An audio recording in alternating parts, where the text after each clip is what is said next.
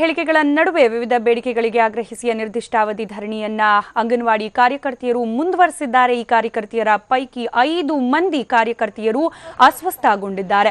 ಮಂಜುಳಾ ರಾಜ್, ಗುಂಡಮ್ಮ, ರತ್ನ, ಜಯಂತಿ, ಕವಿತಾ ಸೇರಿದಂತೆ 5 ಮಂದಿ ಅಸ್ವಸ್ಥಗೊಂಡಿದ್ದು ಆಂಬ್ಯುಲೆನ್ಸ್ ಮೂಲಕ ಮಲ್ಲೇಶ್ವರಂನ ಕೆಸಿ ಜನರಲ್ ಆಸ್ಪತ್ರೆಗೆ ದಾಖಲಿಸಿ ಚಿಕಿತ್ಸೆಯನ್ನ ಕೊಡಿಸಲಾಗ್ತಾ ಇದೆ.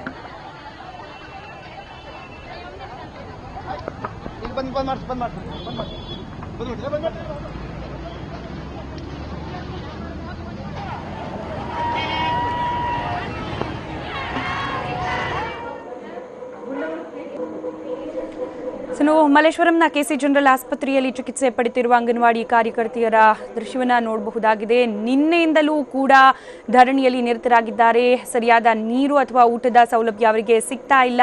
ಆದರೆ ಎಷ್ಟೇ ಕಷ್ಟ ಆದರೂ ಪ್ರತಿಭಟನೆಯನ್ನ ಕೈ ಬಿಡೋದಿಲ್ಲ ಅಂತ ಹೇಳಿ ಪಟ್ಟು ಹಿಡಿದಿರುವ ಎಲ್ಲ ಕಾರ್ಯಕರ್ತೆಯರು ಪ್ರತಿಭಟನೆಯನ್ನ ಒಂದ್ ಕಡೆ ಮಾಡ್ತಾ ಇದ್ದಾರೆ. ಮತ್ತೊಂದು ಕಡೆ ಅಸ್ವಸ್ಥಗೊಳ್ತಿರುವ ಕಾರ್ಯಕರ್ತೆಯರ ಸಂಖ್ಯೆ ಕೂಡ ಹೆಚ್ಚಾಗ್ತಾ ಸಾಗ್ತಾ ಇದೆ. ಈಗಾಗಲೇ 5 ಮಂದಿಯನ್ನ ಆಸ್ಪತ್ರೆಗೆ ದಾಖಲಿಸಲಾಗಿದೆ. ಚಿಕಿತ್ಸೆಯನ್ನ ಕೂಡ ಕೊಡಿಸಲಾಗ್ತಾ ಇದೆ. ಮಲ್ಲೇಶ್ವರಂನಲ್ಲಿರುವ ಕೆಸಿ ಜನರಲ್ ಆಸ್ಪತ್ರೆಗೆ ಇವರನ್ನ ಕರ್ಕೊಂಡು ಬಂದು ಚಿಕಿತ್ಸೆಯನ್ನ ಕೊಡಿಸಲಾಗ್ತಾ ಇದೆ.